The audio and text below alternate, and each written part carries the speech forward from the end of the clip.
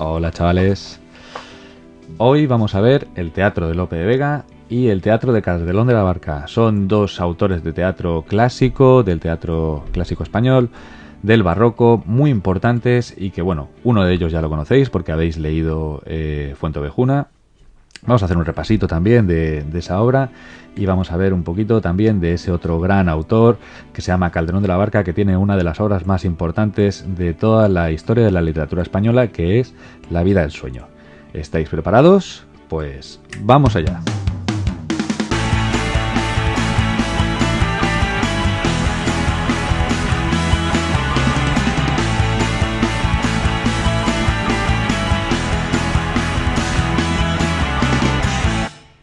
Bueno, como sabéis, Lope de Vega es un autor fundamental dentro del teatro español. Ya os he hablado muchas veces de él, es, digamos, el pichichi del teatro clásico español. Toda su obra va dirigida a adaptarse al público, a hacer un bestseller, por decirlo de alguna manera, a crear en realidad un teatro de éxito. Y lo importante, sobre todo, es que toda esa obra, toda esa teoría literaria se encuentra dentro de una pequeña obrita suya, un pequeño discurso que hizo en su época, en 1621, que se llama El arte nuevo de hacer comedias. Este arte nuevo de hacer comedias es un discurso que él dio como ya os dije en el anterior vídeo, un discurso que él dio delante de la Academia. Y que, bueno, básicamente lo que proponía era una serie de preceptos, una serie de teorías sobre cómo hacer un teatro que le gustara al público. Y eso es lo importante, porque ese teatro en concreto que le gustaba al público era lo que le iba a dar tanto éxito. Se dice que Lope de Vega escribió miles de obras de teatro, algunas de ellas que sabemos que no las escribió él. Lo que pasa es que él tenía un taller de personas que le hacían, digamos, un esquema básico y a partir de ahí él iba creando mucho. Como digo, es un autor teatral maravilloso y hoy vamos a ver unos ejemplitos para que lo veáis con fragmentos de adaptaciones de películas que he podido encontrar y que bueno, vamos a ver un poquito. Vamos al lío. Bien, en primer lugar, ¿cuáles son los tipos de obras teatrales que tiene Lope de Vega? Pues tiene principalmente dos tipos. Una de tono más ligero, digamos de un tono más cómico, de un tono más tranquilo, más orientado para gustar al público. Y un segundo tipo que serían las obras de tono más serio, que son dramas, obras más profundas, obras que te hacen reflexionar sobre muchos de los aspectos de la vida. Recordemos que estamos en el barroco, ese sentimiento de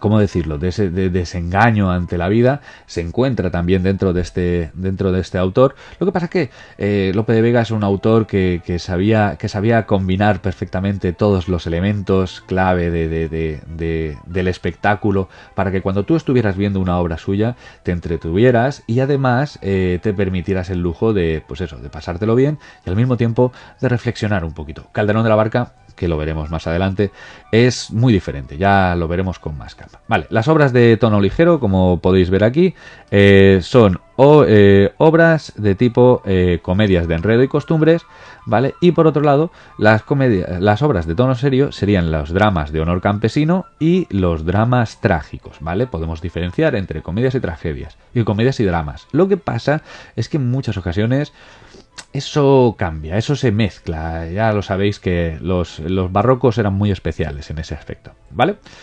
Bien, ¿cuáles serían las comedias de enredo y costumbres? Bien, pues tendríamos principalmente comedias de enredo y costumbres ambientadas en un entorno urbano. Son aquellas que están totalmente ambientadas en la ciudad o en diferentes tipos de ciudades. Y el asunto principal de estas comedias de enredo, cuando hablamos de enredo, es esa parejita, esas comedias románticas que A quiere a B, B quiere a C y de repente se encuentran y ¡ay, qué cosa más bonita! Bueno, tendríamos pues eso, una serie de comedias donde el tema principal de la comedia es el amor, porque el amor mueve montañas, el amor mueve toda la trama principal. Y normalmente ese tipo de amor está lleno de celos, intrigas, malentendidos, ¿vale? Pues cosas que hacen que la pareja se separe, luego se vuelve a rejuntar, luego se separe, que si fulanito quiera menganito, que tal, no sé qué, no cuál. Y luego llega un momento en el que al final de la obra se encuentran con el final feliz. Bien, y esto es importante, lo del final feliz. ¿Por qué? Porque una de las cosas más importantes del teatro barroco es que el final de la obra, en el final de la obra se mantenga el statu quo. ¿Y qué es eso del statu quo? Es el orden establecido. O sea, si tú terminas de ver la obra, y pasa hoy en día también con cualquier película, pero si un espectador termina de ver una obra y esa obra termina mal, normalmente te vas con un mal sabor de boca y el espectador no está contento, con lo cual dará una crítica negativa a la obra. Lope de Vega sabe esto perfectamente y lo que quiere es que cuando termine la obra todo el mundo esté contento, todo el mundo esté bien, todo el mundo esté alegre de haber visto, de haber pasado pues eso, unas 6-8 horas en un teatro y que haya disfrutado. Es por eso por lo que el statu quo, es decir, que el orden establecido de las cosas que se ha roto a lo largo de la obra se vuelva a restablecer al final de la obra es algo fundamental. Podéis verlo en cualquier capítulo de Los Simpson o en cualquier serie. Si la serie termina mal, se queda en un cliffhanger que se llama, es decir, ahí colgado, el espectador o quiere ver más o se queda mal. Es decir, si el protagonista de la obra muere al final o los malos ganan al final, normalmente te quedas con un mal sabor de boca, normalmente. Hoy en día es que somos muy especiales también. Vale, tenemos algunos ejemplos de este tipo de obras, ¿vale? Como por ejemplo La Dama Boba, ¿vale? Que la tengo aquí, por ejemplo. La Dama Boba, ¿vale? No sé si la veis. Una gran obra. El Perro del Hortelano, ¿vale? Que son también otra gran obra. El Perro del Hortelano, que ni come ni deja comer, ¿vale? Servir a Señor Discreto, La Moza del Cántaro, La Villana de Getafe o Las Bizarrías de Belisa, entre muchísimas otras. Lope de Vega, os animo a que busquéis un poquito de información porque es un personaje espectacular. A ver, Lope de Vega, como he dicho antes, tenía miles de obras, se le atribuyen miles de obras escritas.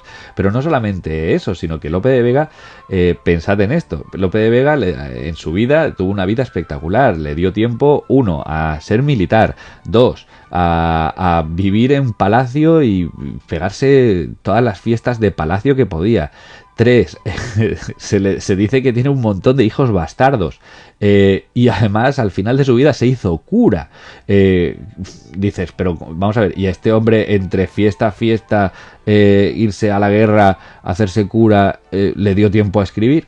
Sí, bueno, le dio tiempo a escribir hasta cierto punto. Le dio tiempo a escribir una serie de obras y, como digo, se cree que él tenía un taller con muchos aprendices que lo que hacían era escribirle gran parte de la obra para que él luego simplemente la retocara y le diera su nombre. Eso es lo que dice bastante parte de la crítica.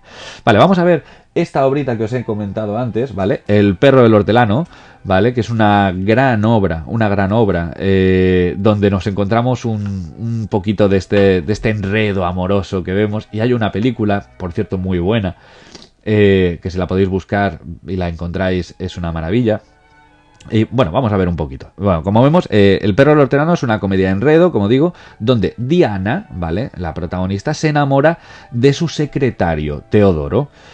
Y este secretario, ¿vale?, Teodoro, está a su vez enamorado de Marcela, que es la criada de la condesa. Vale, el problema es, vale, ya tenemos un triángulo amoroso que normalmente no se puede cumplir. Vale, el problema es el siguiente, el código del honor. Recordemos que el statu quo lo que establece, no estamos ante una sociedad estamental al estilo medieval, pero sí que es cierto que un criado esté con una noble, o que una noble esté con un vasallo, no estaba demasiado bien visto. Entonces, como digo, el código del honor impide a Diana, ¿vale?, que es la condesa, estar con un hombre como Teodoro, que es de una clase social más baja.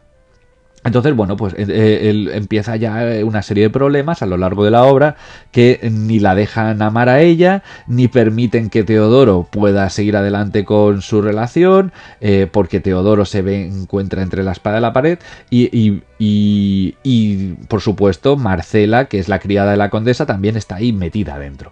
¿Vale? En principal, como digo, los principales ingredientes es ese triángulo amoroso que es un quiero y no puedo, es un necesito pero no puedo, no debo, ¿vale? La verdad es que es bastante apasionante. Por eso de ahí esa gran frase de esta obra que es: eres como el perro del hortelano, que ni come ni deja comer. ¿Vale? Eso significa que aunque no quiera, o sea, no me dejas hacer absolutamente nada porque eres totalmente indeciso, no te das suelta, no te das rienda suelta a lo que realmente quieres hacer. Como digo, pues nos encontramos con un montón de ingredientes típicos de estas obras, como son las cartas entre uno y otro, los celos, que de repente ella lo ve a él con la otra y él, ¿sabes? Y él ve a ella y no puede, etcétera, etcétera. Bueno, ya sabéis, básicamente tenemos un ritmo muy vivo dentro de la obra y que bueno, al final de la obra, como sabemos, pues se mantiene el statu quo y dan pie a un final feliz. No os voy a decir el final, aunque sé que no lo vais a leer porque sois así, pero no os voy a decir el final para que lo busquéis o por lo menos os veáis la película, que tampoco está tan mal, ¿sabes? No todo es Pokémon y Instagram. Bien, otra gran obra que os he enseñado antes es La Dama Boba. ¿Vale? La Dama Boba nos encontramos, también hay una película, también son 2 películas españolas, ¿vale? La de El perro del hortelano es anterior, es mejor, de hecho, para mi gusto, que La Dama Boba. La Dama Boba es una película un poquito... no quiero hacer crítica de cine, pero no está mal. Tampoco está bien. Y es una película que además se grabó aquí al lado, en los estudios de la Ciudad de la Luz. Entonces, bueno, si queréis ver en qué se gastó el dinero nuestro expresidente de la Comunitat, ahí lo tenéis. Bueno, al principio de la obra nos encontramos a Liceo, ¿vale? Que tiene un criado que es Turín, ¿vale? Y que se dirigen a la capital, es decir, se dirigen a la ciudad para casarse con Finea, ¿vale? Liceo, recordemos, Liceo, Turín, ¿vale? Liceo, que va con Turín y se dirige a casarse con Finea, ¿vale? Pero deciden descansar en una posada de Illescas.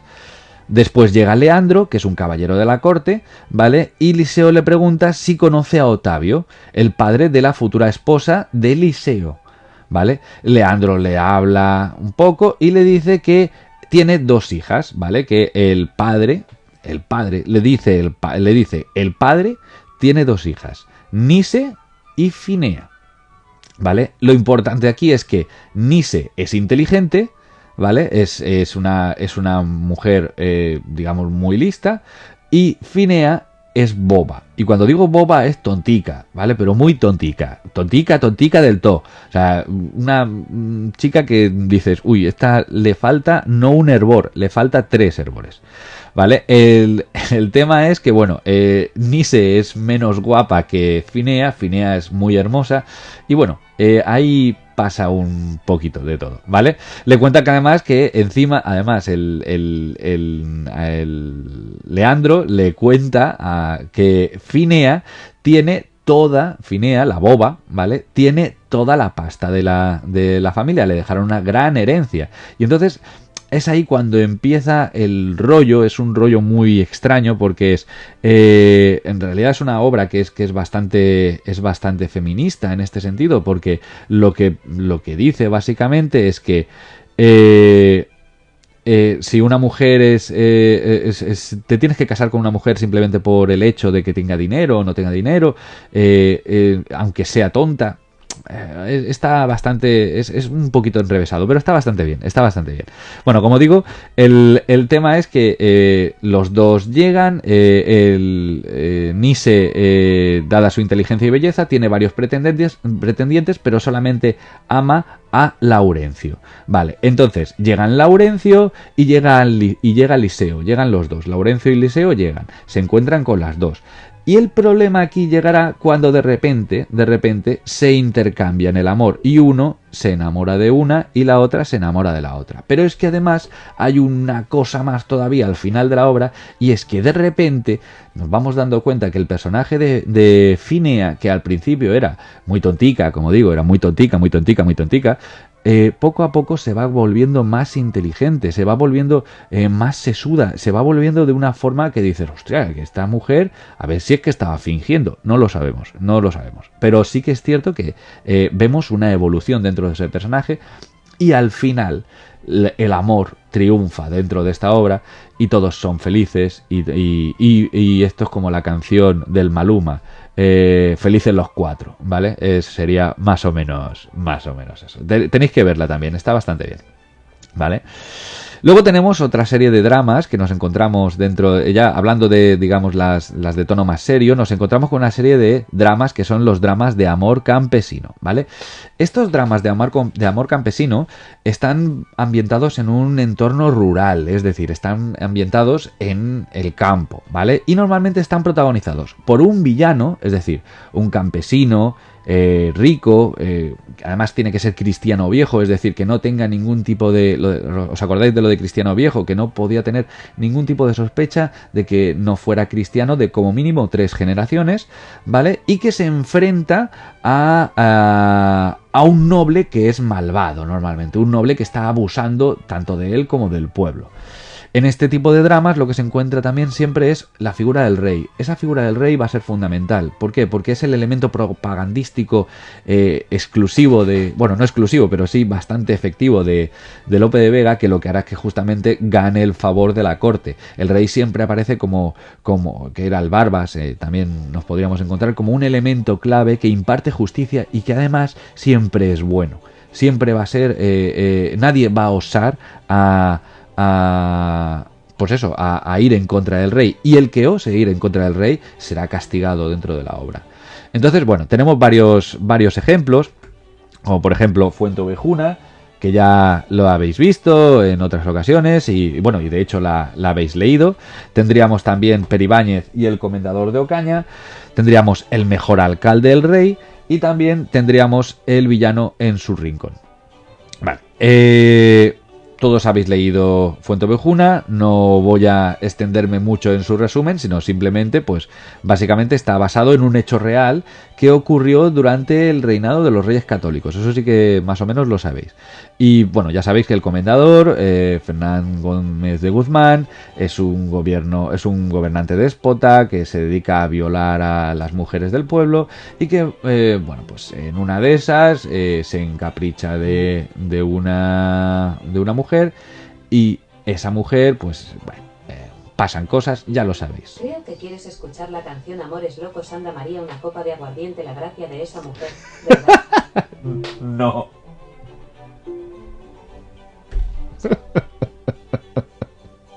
Bueno, vamos al lío. Como veis, ya os digo que es bastante interesante. Bien, ya la habéis leído, no voy a extenderme, como digo, mucho en el resumen porque ya lo habéis visto. Ahora vamos a ver un pequeño fragmento de Fuenteovejuna, un par de fragmentos de Fuenteovejuna, así que dentro vídeo. Bueno, vamos a ver este vídeo. Aquí vemos como en una de las escenas estamos más o menos al final del libro. Ya vale. Las armas han llegado. Poned las armas allá. Y traen ahí ese escudito. Dicen, ¿qué van a hacer? ¿Qué van a hacer? Bravo escudo. Ahí, tómalo. Ya comienza a amanecer. Con este sol nuestro ahí están día. los dos protagonistas y dicen, mira, ahí está con el palo largo. Si le cerraseis Y los ojos, una manta a cuadros, chavales. Cogen el palo, se lo llevan y cuelgan ahí el escudito. ¿Qué escudo es ese?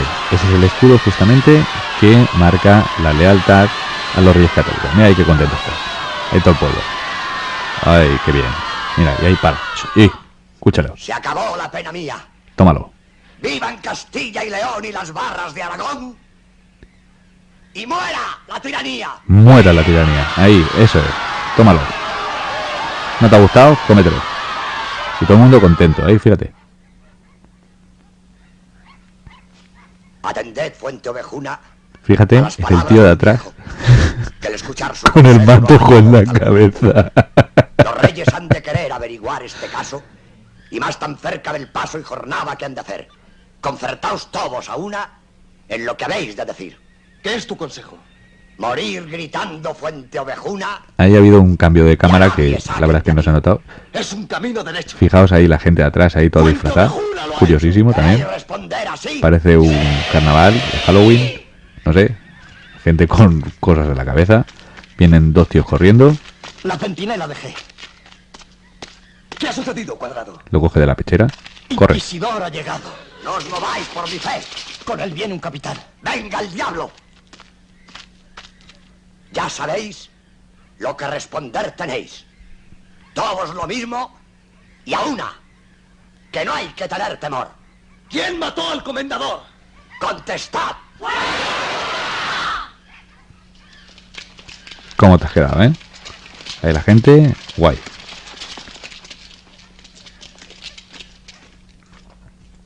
Y de repente llega. Se quedan ahí mirando. Te están mirando a ti. Míralo, míralo. Que llega, que llega, que llega, que llega, que llega, que llega. Vamos. Tómalo. Y se fue. Y empieza el segundo vídeo. Yo sé de matar creer en esos potros villanos. Ahí vemos que estamos en plena escena de tortura. Ahí, míralo ahí. ¿Quién mató al comendador? El tío ahí, el torturador, que tiene cara de malo. Y la han puesto en la rueda. Pero mirad cómo mola, porque en realidad no lo están torturando, sino simplemente están ahí como si estuvieran las norias. Lo que pasa es que sí que es cierto que le han puesto una hoguera debajo para que pues esté más calentica. ¿Qué te espantas?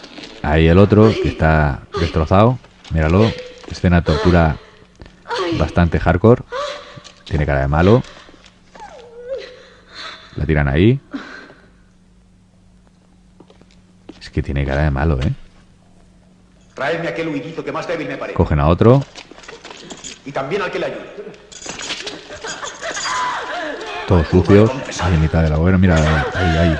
Pecho lobo. Enfoque al fuego. Importante el fuego. Más fuego. Lo encadenan. Porque es importante encadenarlo. Están ahí haciendo... En la parte de atrás están haciendo un pollo asado con una persona. Y ahí le están haciendo la tortura del estiramiento de los miembros. ¿Tenéis la lengua muda? Fíjate ¿Quién mató villano al señor que comendador? haría calor ahí. Lo estiran. Yo lo diré, señor. Afloja un poco la mano. ¿Quién lo mató? Señor, fue Fíjate que dice. Fuente Guernica. ¿Hay tan gran bellaquería? Del dolor se están burlando. En quien estaba esperando niega con mayor porfía. Dejadlos, que estoy cansado. Y no cabe duda alguna de que no existe tormento que rompa su juramento de callar. Y bueno, ahí les han dado palizas a todo el mundo. Esto si te lo ponen en la serie de Narcos, ¿te lo crees? Fíjate que está todo el mundo ahí. Es como un gimnasio de CrossFit, pero a lo cutre. Bueno, los son bastante cutres normalmente. Están hechos para eso. Y el tío se pira. ¿Qué? ¿Cómo os habéis quedado? Como veis, bueno, esta versión que hemos visto de Fuenteovejuna es la tenéis colgada en la plataforma Aules. Y bueno, la podéis ver. Es una versión que hizo Radio Televisión Española hace muchos años y la verdad es que tiene bastante miga que sacar. Os la recomiendo de verdad. Bueno, con lo que estábamos viendo, hemos visto que también tenía Lope de Vega una serie de dramas trágicos, es decir, dramas de corte donde la tragedia es bastante más potente, y nos encontramos principalmente dos obras, tiene muchas más, ¿vale? Pero principalmente tenemos dos obras que son las más importantes dentro de su producción teatral. Por un lado tenemos El Caballero de Olmedo, ¿vale? Que lo tenemos aquí. Una gran obra de la cual ahora hablaremos muy poquito, no os preocupéis, ¿vale? Y El Castigo sin venganza. El Castigo sin venganza además es una obra importante porque es una de las últimas obras que escribe Lope de Vega y que además está compitiendo con la profundidad de las obras de Calderón de la Barca, que luego veremos también y que son bastante profundas.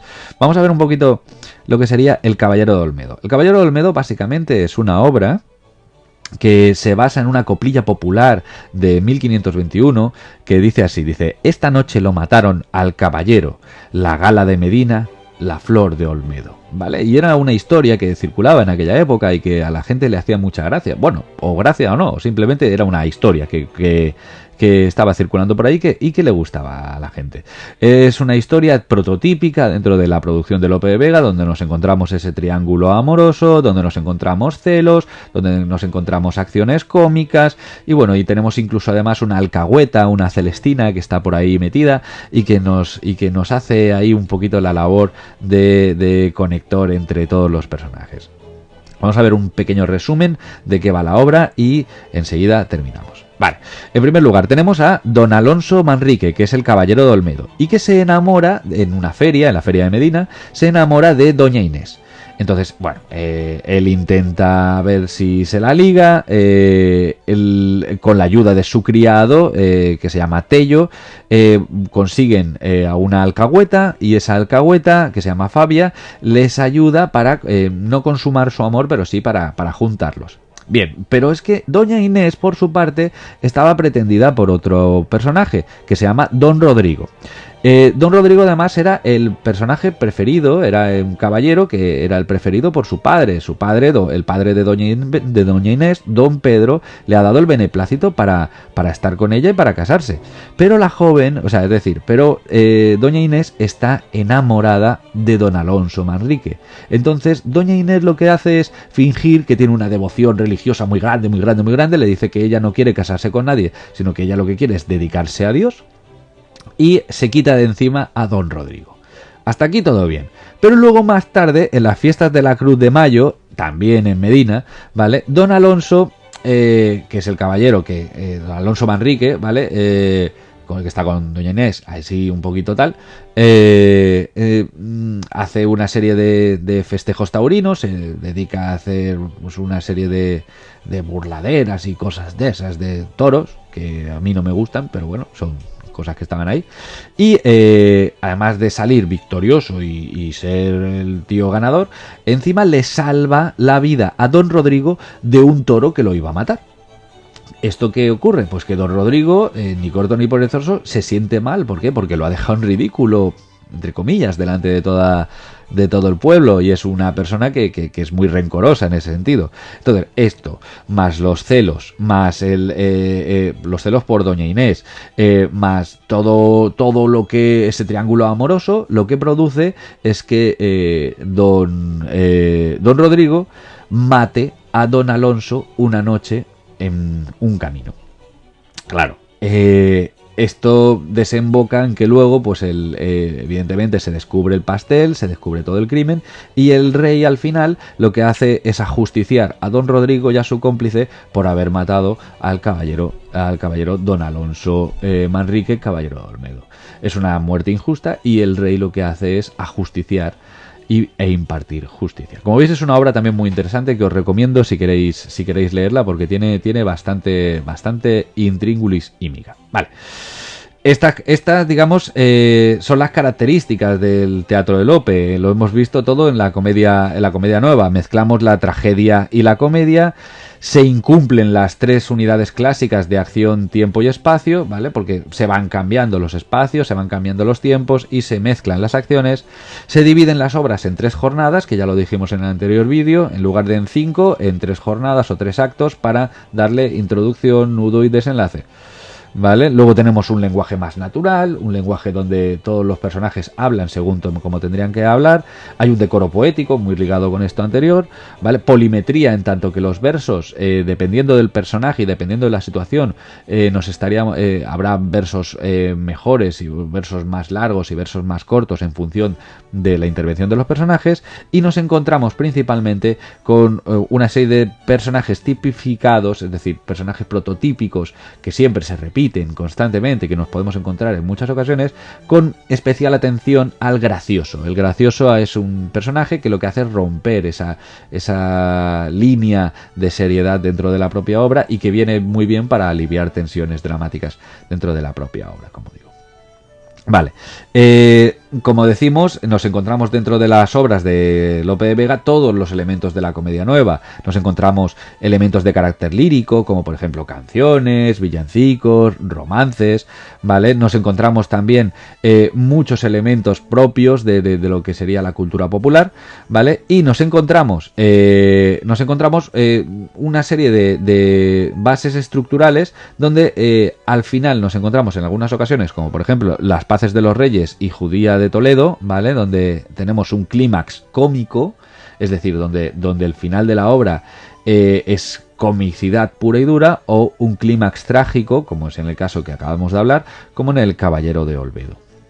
¿Vale? Lo importante de todas estas obras es que en Lope de Vega se reivindica el mundo, o sea, se revaloriza lo popular del mundo, es decir, todos los elementos populares, y por otro lado se reivindica el mundo feliz anterior a las perturbaciones, es decir, se reivindica lo que hemos dicho antes en este vídeo, el statu quo, el que todo siga igual como empezó.